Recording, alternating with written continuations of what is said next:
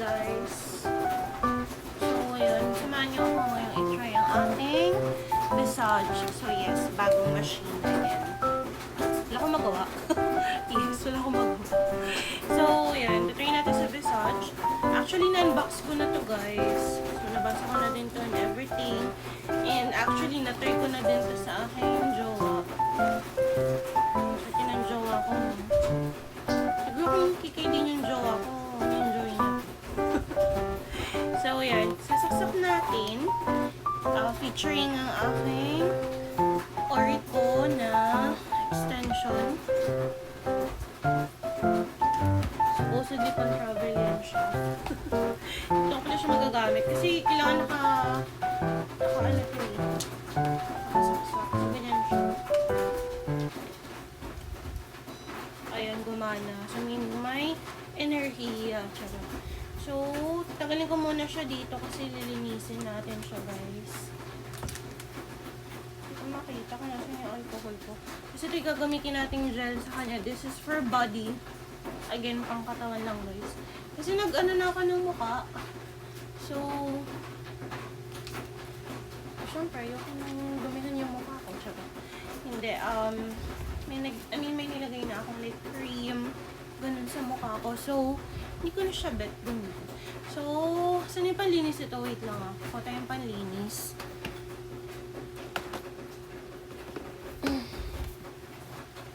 Ito na. Lilinisan lang natin siya. Ingay, no? Kapantulog na kasi ako, guys. Kasi nga, bedtime na. It's 12:59, no? 1 minute na lang, oh. So, para lang malinis siya. So, syempre sa katawan natin gagamitin.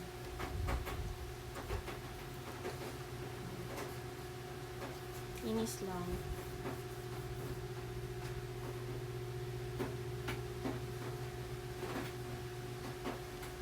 So, panasin natin ng tuyo naman after. So, sabi doon sa mga napanood kong video ng Visage, kailangan like 3 minutes bago siya like totally gamitin. Kasi nga, parang piniprepare niya yung mismong machine. Yan.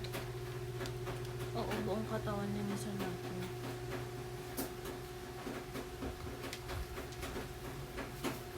Actually, ginaganto ko din yung anlan ko. Kailangan malinis yun siya. Ayan. So, malinis na siya, guys.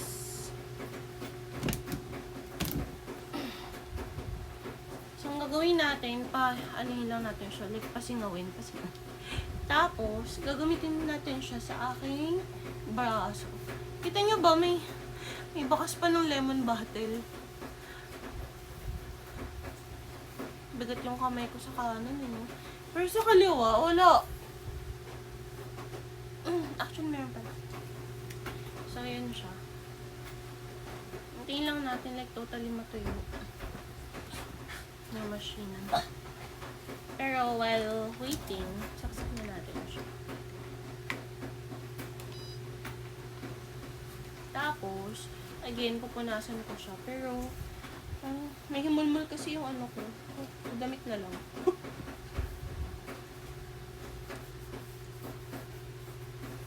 Eskalado, no? Wala kayo magiging Barbie arm yan. Wala ba kukuha sa akin mag-model ng Barbie arm? Hindi pong pag na-achieve niyo yung Barbie arm, success. Wala. Success stories. Ayan siya, malinis na siya. Tapos, since may tatlong mode nga ito, mayroong EMS, infrared, and sonic, may high and low.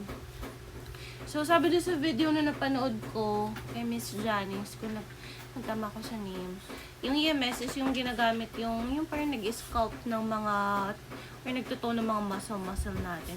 While si infrared naman yung sonic, yun yung mga nagbaburn naman ng mga fats. So, yun ang gagamitin natin sa ating arms. Since ang goal ko is paliitin tong arms ko.